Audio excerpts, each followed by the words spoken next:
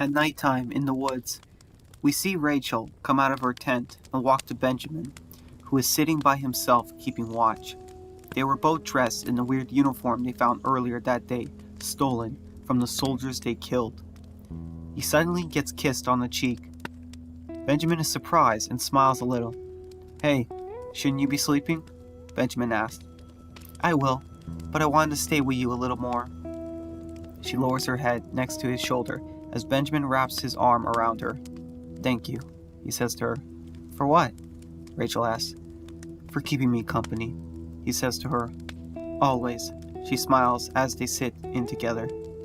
"God, what is happening?" he asks, tired. "What do you mean?" Rachel asks. "We lost our home, finished off Xavier and the last of his soldiers, and now this happens. Where do all these groups keep coming from?" Benjamin asks, confused. "I don't know," she stated. "We lost Mr. and Mrs. Patterson, Dr. Kent, Nathan, Yumi," he stated, saddened. "So many didn't make it. It's just us now," he says. Rachel looked at Benjamin, seeing how guilty he was looking. "Yes, it is just us now," she said, holding his hand. "And it's all because of you. None of us would be here alive right now if it wasn't for you," she told him. "I don't know about that," he stated. "I know that," she told him. "All those times where we were in danger and stuck with no way out, you always figured out a way and got us out of it. You did that," she told him. "I see how much you struggle with trying to do everything all the time on your own to keep everyone safe. You take the whole world on, but you don't have to anymore. You have us. I know it's not easy, but we'll always be there for you too. Without you, we wouldn't have any of this," she says with sincerity. Benjamin smiles. "I'm really glad you're here right now, Rachel. With Carla missing and John and Brandon gone, I don't know what I would do without you," he says. She smiles back as they hug and cuddle. "You'll never have to know. I'm never leaving you." After several minutes, they continued to sit there in silence as he looks at his black uniform. Tough layered stitching. It's bite-proof for sure, but definitely not bulletproof. It looks freshly made. I think it makes you look sexy." Rachel interrupts. Benjamin opened his eyes in surprise, looking at her. "Huh?" he asked. "I said I think it makes you look sexy," she told him. Benjamin smiled back. "Well, I think so too, but about you," he stated. "In fact, you are rocking it better than I am," he tells her. Rachel moved over as they cuddled. "So, back in the house before Sean came yesterday. That was quite something," she stated. "It was.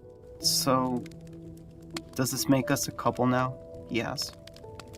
"I mean, is that..." "Yes, of course. It's what I want. As long as you," she says, looking into his eyes. "It is. I want to make this work. Despite everything we've lost, everything we've been through, being around you is the happiest I've ever been in my entire life. I wouldn't trade this with you for anything," he stated. "Maybe that's messed up of me to say, but it's the truth," he says. Suddenly, we see someone is behind them. "Hey, Benjamin? Rachel? I'm sorry, but..." a soft voice says as Rachel turns around in surprise. "Rebecca, what are you doing up?" Rachel asks, getting up. "I'm sorry, it's just..." Rebecca says nervously. "What is it, Rebecca? Are you okay? Is Tyler alright?" Benjamin asks, concerned. "Yeah, we're okay. It's just that..." she continues. "What's wrong?" she asks. "It's just that..." she says, holding something as Benjamin notices. Rachel consoles her sister. "What is that?" the teenage girl continues. I made both of you guys something," she says, holding out some cards. "It was just a thing I wanted to do, you know. I'm terrible with words, so I wrote everything down on these. For you two," she said. "Aw," Rachel says, hugging her sister, taking a card. Benjamin also smiles as Rebecca hands him one. "This is very sweet, Rebecca." "Thank you," he says, as Rachel tries to show her sister back to her tent. "Come on, let's get you back in bed, okay?"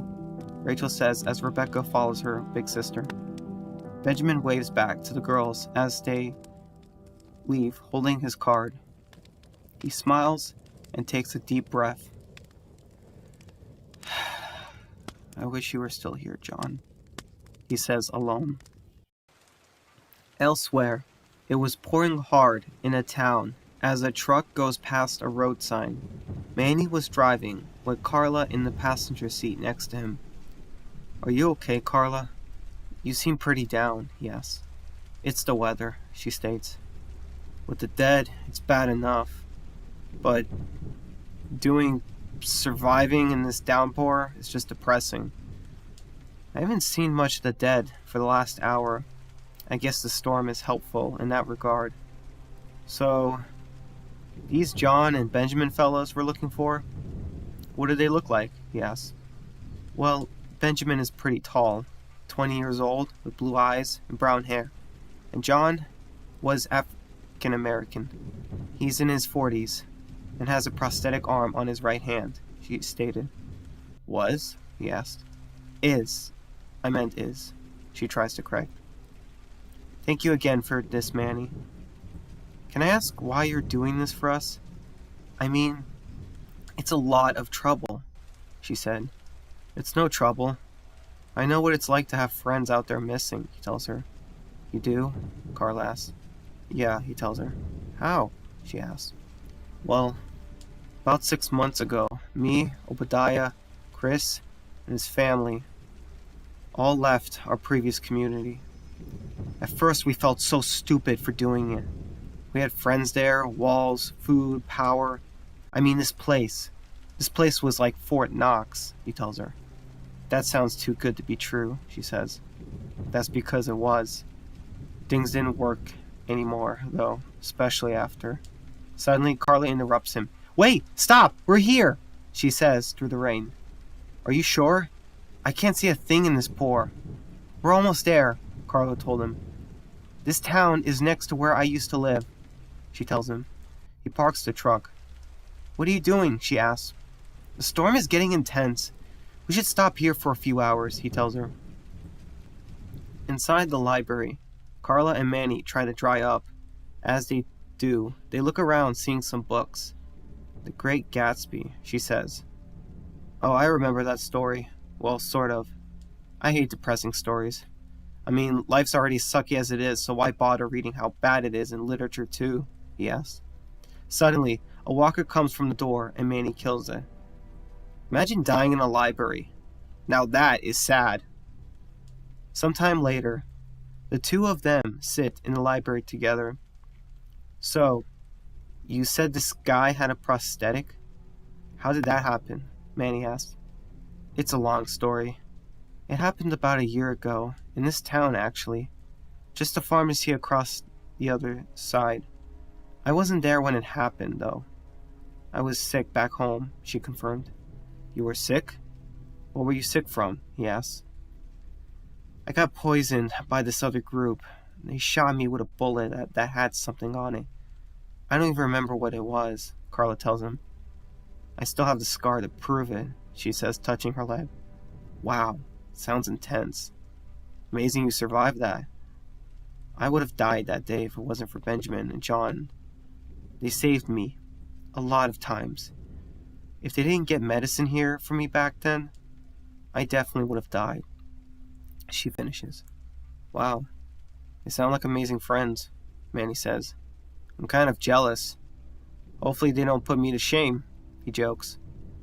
You and Obadiah seem like good friends, she says. Yeah, Obadiah and I got each other's backs, but we're not very close, sadly. He and I disagree in a lot of areas, he reveals. Really? Disagree how? He doesn't really kill people anymore, or want to, like ever since he found his fate, Manny reveals. He doesn't want to kill? Carla asks, confused. Yep, doesn't really want to go down that route.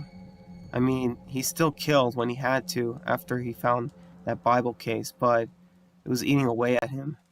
Our former leader had this messed up system where people who killed the most were rewarded, Manny told her. That's disgusting, Carla says. I don't disagree with you there.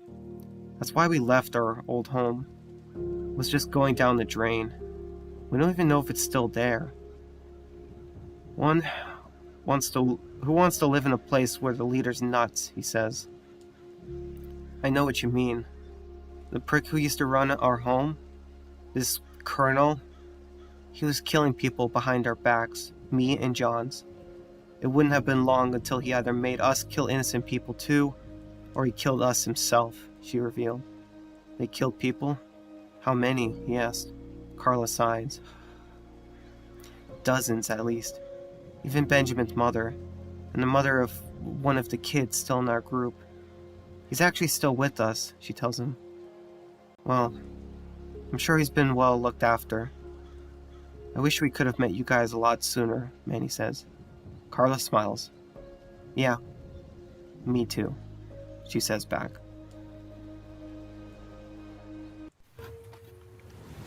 Massive rain is falling down from the clouds.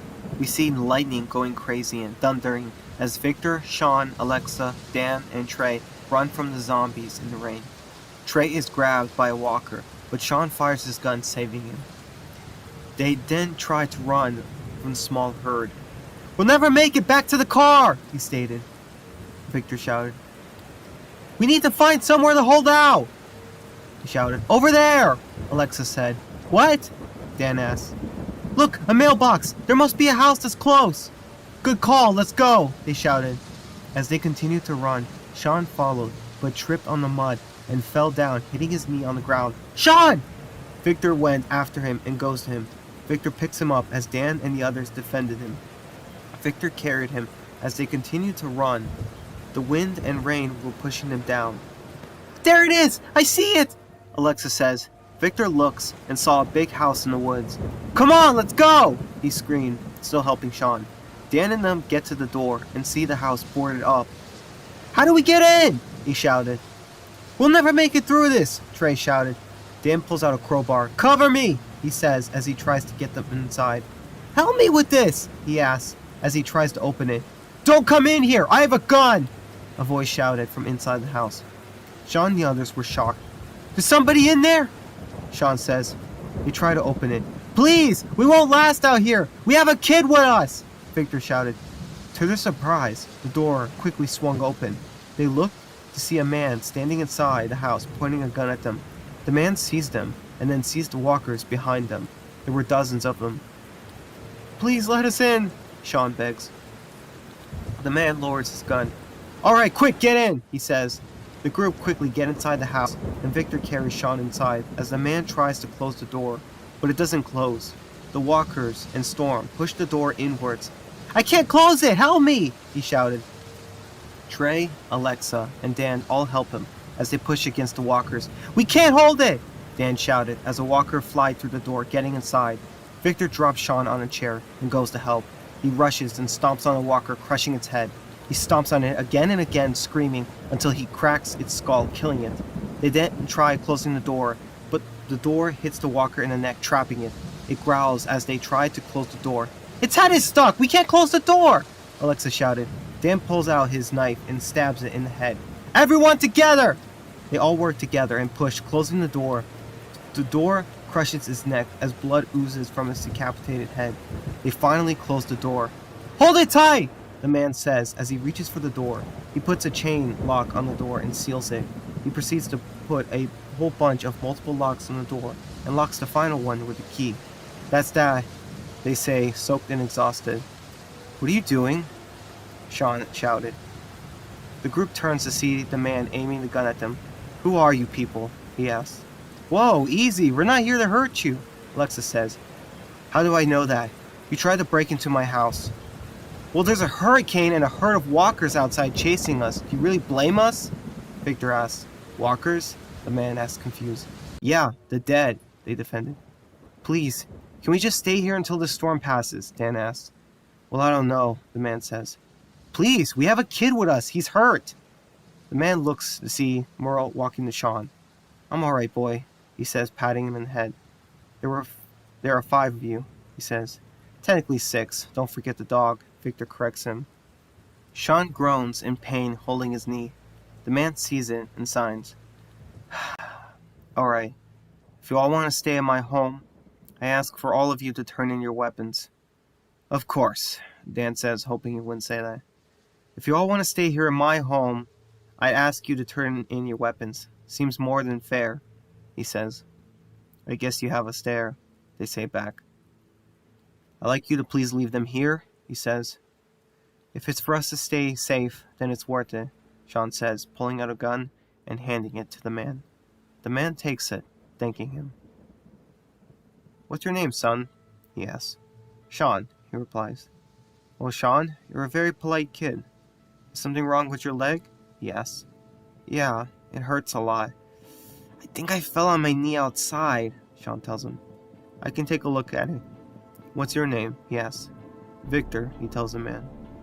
Okay, Victor, hand me that first aid kit, he asks, pointing. Victor goes to get it as the crew relinquish their weapons. The man goes to Sean with the first aid kit. So, what's your name? Victor asks. It's Gordon, the man states. As Victor and the others try to relax and catch their breath, he picks up a radio. Peter? Benjamin? You guys there? He asks. It's no use. The storm is way too bad for them to hear us, Trey told him. How long do you think we'll be stuck in here? He asks. Hard to say, he says. We never should have scouted this way, Alexa rebuttals. She says, I still think it was a smart plan. Those soldiers are still out there. And making sure the road was clear seemed like a good plan, Dan stated. Those soldiers could attack Peter and the others, and we have no idea because we weren't scouting, he stated. I doubt those black stormtroopers are out there in this weather, Victor stated. I'm soaked as it is, Victor says, pointing to his black uniform covered in water. Back with Gordon and Sean. Let me see how bad it is, son. Sean lifted his knee, and there was blood on it.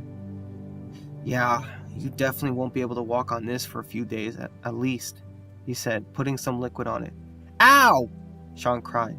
Please, don't move, he says. I know, it just stings, he states. Back with the group, they were arguing. We don't have a few days to get back to the others, he stated. There are more of you? Gordon asked. Yeah, a lot more. We split off from our group. Another one is following us, he stated. Sometime later, the rain and thundering continues as Victor and the others sit in the living room. Sean sits patting Merle and looks around. He looks to see Victor smiling. How does it feel? He asks about his knee. It doesn't hurt anymore, Sean confirmed. That's good. Benjamin would kill me if he found out you got hurt. So don't tell him, okay? He asks, making Sean laugh. Don't worry, I won't tell him. But if he finds out on his own, Sean tells him. They sit and watch as Sean speaks up. You think they're still alive? Sean asks. I hope so. We found each other once, and I'm sure we can do it again, he says. What if they run into them again? He asks. Then they'll deal with them. Listen, Sean, I know you're scared, but you worry so much for a kid your age. Sometimes worrying about something is not going to make it go away, he tells him. In the morning, Benjamin looks through his binoculars as it rains. He sees several soldiers on the road blocking the way. Rachel was next to him. We need to find another route, he tells her. Benjamin and Rachel look at a map together and pick a road.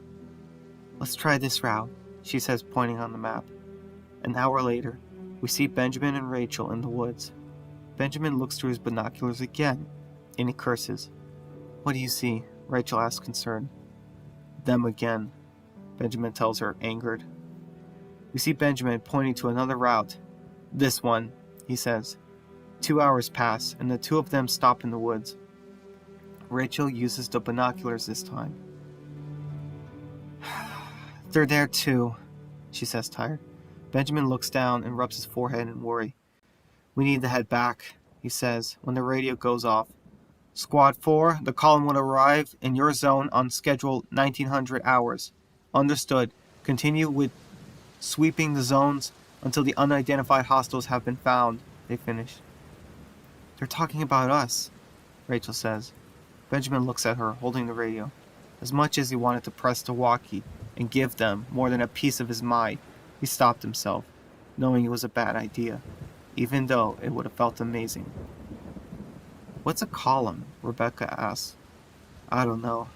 Maybe that's what they call a herd," Benjamin says. "Kind of a stupid name for it," Tyler says. A few hours later, Sean looked around, admiring the house, even seeing a grandfather clock that was still working. Gordon noticed as Sean was touching it. "Careful now, that's an antique," he told him. "Sorry. You have a very nice house," Sean compliments. "Thank you. Yeah, it's a beautiful 19th century Victorian house. It's been in my family for 4 generations. Dates back to 1897, he states. "So, do you really live here all by yourself?" he asks. Gordon lowers his smile. "Yes, I do," he tells him. "Did you have a family?" Sean asks. "I did. I had a wife and our son," he stated. "I'm sorry," Sean says. He looks, seeing a photo. "Is that them?" he asks. Gordon exhales, taking the photo frame. "This is Emily and Cody," he stated. "May I ask what happened to them?" he asked, nervous. "One day, about a year and a half ago, while out on the road, I saw that there was a family in trouble. They had a little girl, our son's age. Their car was busted, and I decided to bring them here to our house. Emily was against the idea, but I decided that my son needed a friend his own age," Gordon said as Sean listened on, not interrupting. "They stayed with us a few days. The kids really got along well. The parents were grateful to us. But then, one day, Emily catches them trying to take all the food that we had. The father had a gun, and when Cody tried to talk to the girl and beg her and her family not to do it, he shot my son," he stated. "The family left after that, and 3 days later, Emily couldn't go on without her son anymore, and she just gave up," he stated. Sean was horrified at the story. "It wasn't your fault," he told him. "I know that, but back then, I was in a dark place. I wanted to take my own life. I mean, what's the point of life if you don't have a family anymore?" he asked sad. "I think the point of life after they're gone is to make them proud of the person you become after they're gone. Because as long as you are still the person they loved, they will never leave you," Sean stated. Gordon smiled a little. "You're a very wise kid, Sean," he told him. "I learned how to be from the people who took care of me," he stated. Elsewhere, 3 hours pass. We see Benjamin, Rachel, and Rebecca looking at something far in the distance on the road. They see several black devices explode with noise and some type of firework. "What are those things?" Rebecca asks. "Some sort of disruption charge. I've never seen one like this before, though. Whoever this group is, they clearly have massive resources if they can even make their own tech like this," he says. "How large is that herd?" Rachel asks. "At least 1,000, he tells her. In the woods, Tyler arrives. "You were right. There's a whole bunch of those soldiers on the bridge, too," he says as he hands him a cell phone. Benjamin opens it. "They didn't see you, did they?" Rachel asks, hugging him. "No, I'm okay. But how are we going to get across the bridge? That was the last route, and he blocked this one, too. How will we get home?" Rachel asked. Benjamin looks and sees the bridge is blocked on the phone. "We have to get past them," he states. "Rachel, we need to get Grace and everyone ready," he tells her. In the forest, Benjamin looked to see several CRM soldiers in the distance on the Richardsville Bridge. "At least their black suits make them easier to see," Rachel stated. "Yeah, and this rain and fog is good cover for us," he stated. Benjamin rubbed his head, trying to figure out what to do. "I have an idea," he tells everyone. "There's no way we can take them all on just by ourselves," Tyler said. "So what should we do?" Rachel asks. Benjamin takes a bag, filling it with multiple items, such as grenades and ammo. Rachel gets worried. I know that look. You're gonna do something dangerous, she says. Benjamin sighed, knowing he was caught. I'm gonna sneak onto the underside of the bridge and climb it to the other side. The support beams are somewhat climbable, he states. Rachel interrupts. No, there has to be another way, she begs. It's way too dangerous. You can fall into the river and drown. That current can kill you, she says, scared. Benjamin looks at all of them, gently takes a hold of a scared Rachel. Rachel, I know you're scared. I know it's dangerous. But it has to be me. No one else can do this. Once I'm across, I can take out those soldiers in a surprise attack and get you all across the bridge. If we stay in this area, it's only a matter of time before either that herd or they find us all, and I won't let that happen. I won't, he tells her. Rachel cries a little. Promise me you'll come back, she says. Benjamin kisses her on the lips. I promise, he tells her. Tyler and Rebecca then hug him as Benjamin wraps them in his arms. I'll see you guys on the other side. Be safe, he tells him. You too, Ben, Tyler says as Rebecca asks him to please not die. Benjamin releases them. I won't. And thank you for the card. He looks back to Rachel, who is still scared. I'll be back, he affirms. Back in the living room, Gordon pours a can of chili for Merle as he barks, wagging his tail. There you go, boy, he stated. Thank you, Sean said as they took some supplies out of their bags. Gordon observed them. Those are some very interesting looking clothes and cans, he stated. They're not even ours. They used to belong to some group that attacked us a few days ago, Trey stated. Dan looked through some board games on the table and smiled. Anyone want to play Uno? He asked. I was hoping you asked. Board games aren't fun if you're by yourself, Gordon said. The adults all got together as they sat down to play. I guess it wouldn't hurt. This storm's still not going anywhere, Victor stated. As they passed around the cards, they began to play, giving each other draw twos and changing colors. Sean groaning in frustration after losing. Did Benjamin go easy on you when you guys played this? He asked. Shut up, Sean said, annoyed. Oh my god, he totally did. Come on, best 4 out of 5. Hold on, everyone. I got drinks if you're all interested, he asked. Oh, hell yeah, Dan said. Dan, language, Sean is here, Victor told him. I've heard worse, Sean revealed. Everyone smiled and laughed as Gordon went to get some drinks. After a few minutes, he came back. Eagle Rare 10-year-old Kentucky straight bourbon whiskey, he said, handing them shot glasses. I suppose everyone will get to enjoy it except for me, Sean says. Trust me, Sean, you will not enjoy it. It tastes awful, Gordon says. Oh yeah, it will. All alcohol does. You know, one time, me and my brother, Jace, we snuck into our dad's room. I was sick from a stomach virus, and I threw up all over his carpet from just one sip of his rum, he revealed. Alexa laughed. He must have been so mad. Oh, he was grounded for 2 months straight. Jace for 3 since he was older than me, he says, taking a glass. Hey, Sean, can you make sure I don't drink more than this? He asks. I don't want to have to get addicted to this again, he says. Sure, Sean says. Sometime later, they all continue playing games as the storm rages on. Merle was sleeping by the fire as Sean looks. Hey boy, he asks, gently shaking him. Wow. He must be tired, Victor yawns. He's not the only one, Dan says, also yawning. Sean looks, seeing that Gordon closed one of the living room doors, shutting it.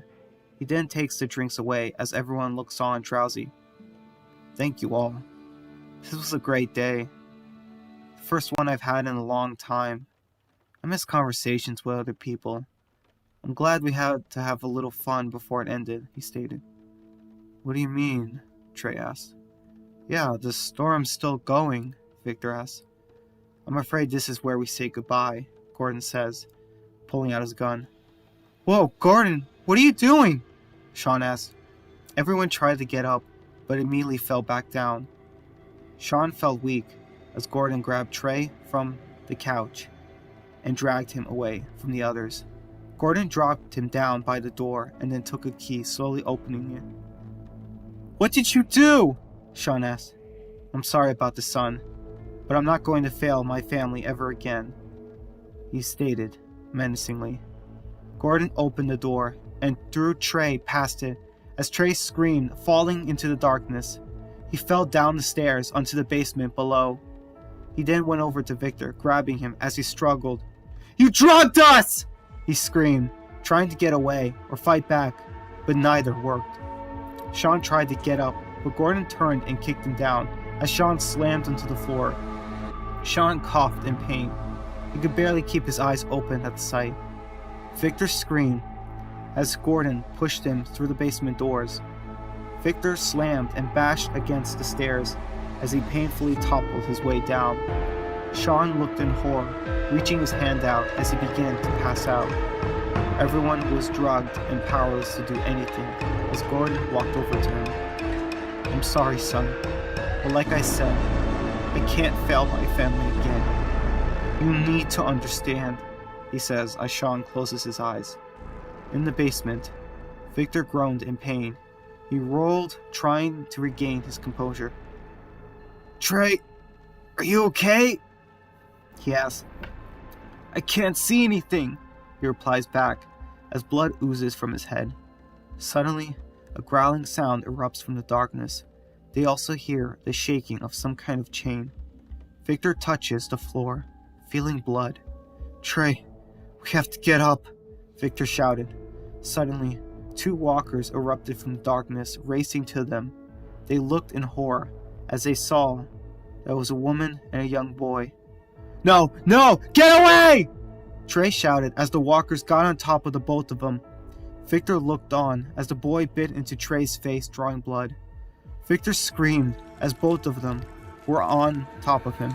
He tries to get away, but the woman pulls him back and bites into him as Victor screams.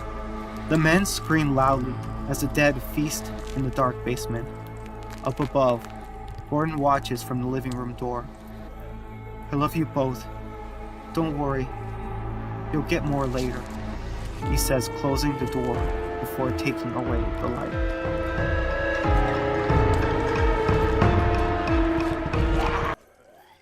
Several minutes later, Rachel, her siblings, Grace, and the others get inside their vehicles. Do you know how to drive? She asks Tyler. I think so. Why? He asks. Rachel takes a rifle. There's something I need to do, she states. A CRM truck slowly passes by the bridge as Benjamin drops down, taking cover by the ground. He then lowers himself before grabbing onto the lower underside of the bridge. Here goes nothing, he says as he climbs down. He slowly tries to grab a metal beam and finds himself above the rushing water. He struggles with his grip as he holds on. He has to keep moving.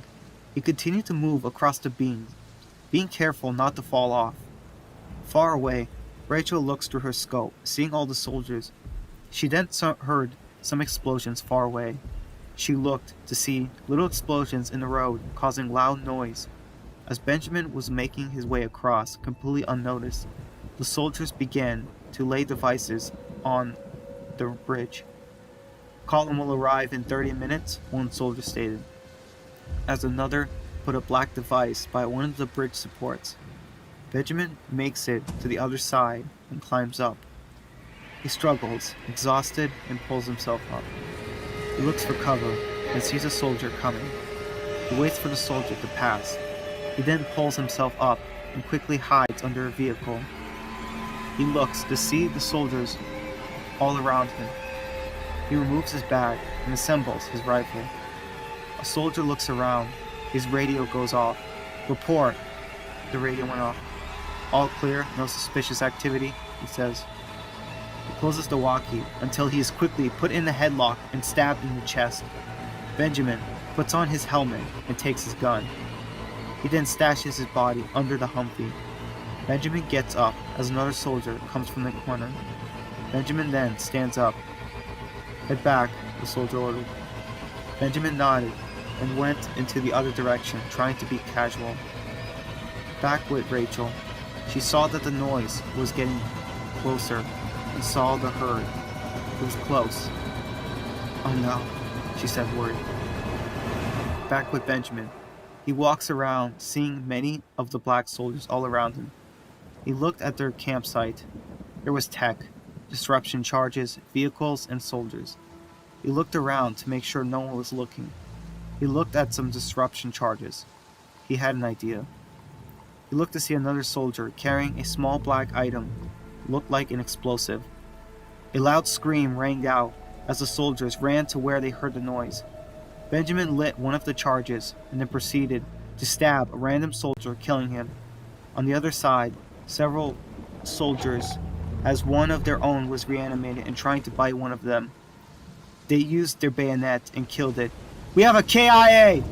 the soldier screamed as one of the disruption charges went off. The noises distracted them as they were blown away by a massive explosion.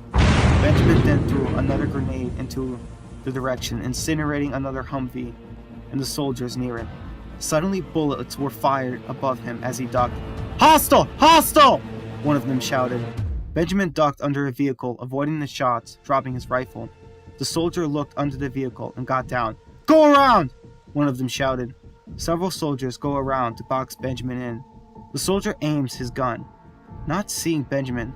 Suddenly, his head is blown off as Benjamin climbs inside the car. The soldiers fire, hitting the doors. A grenade lies on the ground below them, exploding, killing them both. As the vehicle burns in flames, Benjamin then gets back up and removes the soldier's mangled body off of him. He was disoriented from the blast. The radio goes off, but he doesn't hear anything. He sees another soldier and fires his gun, killing him. As another one tries to stab him, he ducks and kicks the soldier. He then pins the soldier down and uses his hand to tear off the soldier's helmet. He looks to see that as a young girl, possibly around his age. She looked scared. Please don't kill me," she begged, crying. Benjamin then took her gun. "Leave before I change my mind," he orders, getting off of her. He aims his gun, signaling for her to go, and she looks on before sprinting away into the woods. Benjamin then grabs another rifle and then looks, seeing one of the black objects from earlier. It was a black C4 explosive with a 3-ring symbol on it. Benjamin then gets armed. On the bridge, lights several C4 explosives that were counting down. Back with Rachel, she ducked by the Humvee as a few of the soldiers fired at her. Rachel tried to fire back but couldn't get a shot out. She looked as the herd of walkers was behind the soldiers. The soldiers got distracted, fighting on both sides. Rachel went to her sister's side with a rifle of her own. She fired her gun at the soldiers covering Rachel. "What are you doing? I told you to go with Tyler!" she screamed. "I'm not leaving you alone," Rebecca shouted back. On the other side, Benjamin then heard someone on the radio. It was Rachel screaming, Ben, we're coming to the bridge! We're out of time!" He barely heard as the storm raged on. "What? I can't hear you! The herd almost got us!" she screamed. "No, stay there! The bridge has explosives on it! It's not safe!" he screamed. "It's now safe? What? I'm having a hard time hearing you!" she screamed. "Rachel, listen to me!" he screamed until he lost signal. Benjamin screamed in frustration. He then looked and saw that none of the vehicles were operable. Benjamin took his rifle and went running. On the bridge, Tyler was driving one of the trucks as they went through it. In the woods, the girl ran until she was stopped by another female soldier. "Where are you going?" she asked. "Everyone is dead. We lost the bridge," she stated. "Here, take my pistol," she stated, as she headed back to the bridge. "Wait, what are you going to do?" she asked the female soldier. left the woods and looked at all her dead comrades. She saw several Humvees going past them. She screamed in anger and went forward. As Benjamin raced to the bridge, he saw the timers on the explosives. They had less than 5 minutes left. Suddenly, one of them went off in a massive explosion. Benjamin turned around to see the explosion take out part of the bridge. The bridge shook as Benjamin looked. He then heard a shot nearly hitting him in the fog. There was a soldier firing back at him. He looked, but his assault rifle was too short range to see who it was. Benjamin then turned to see the Humvee at the bridge entrance. Another bomb went off, hitting the Humvee as Benjamin looked on. "Oh no," he said in worry. He quickly tried to race forward, running as fast as he could. The soldier continued to fire her gun as bullets flew past her. Tyler fired his gun, nearly hitting her as she ran in the opposite direction. Tyler looked on and saw the bridge and took off running. Benjamin ran and saw the Humvee, seeing that it wasn't moving. He then looked, seeing walkers all around it. He fired his gun, killing several of them. As he made it to the vehicle, he looked to see it was Rachel as she opened the door. She fell on top of him as he caught her. "Rachel!" he said, holding her. "Wait, Rebecca! She's in there!" she stated. Benjamin gently laid her down and went inside, getting Rebecca out. "I got you," he stated. More walkers began to set foot on the bridge as it continued to shake. As they go, the walkers grab onto Benjamin as he tries to push them off of him. They bite into his arms, but fail to bite through his uniform. Rachel grabs Rebecca and fires her gun, killing some of the walkers. "Come on! We have to go!" she stated. Suddenly, another explosion went off, destroying the bridge support. "What was that?" she asked. Back at the bridge, the soldier fires her rifle again as Benjamin and the sisters try to take cover. "Sniper, get down!" he screams, shielding Rachel. Benjamin took his gun, seeing someone. "Tyler?" he asked, confused. Benjamin pushes him down. "Get down!" he shouted as another shot rained down. "Everyone okay?" he said until he looked. "Rach?" Everyone looked on as the soft voice behind them echoed. Rachel looked as wet blood was dripping down her sister's chest. She dropped to her knees as several walkers grabbed onto her.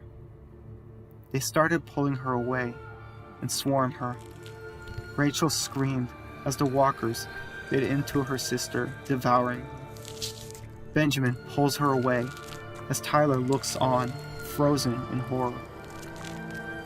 The walkers then begin to go around Rebecca and go after them. Benjamin pushes the walkers away and takes his gun. Suddenly, another explosion goes off and the bridge starts collapsing. "Move!" he shouted. The wood under him started to crack. Without a thought, he pushed Rachel and Tyler, pushing them away as the floor under him gave way. The floor gave way as Rachel looked, seeing Benjamin plummeting down.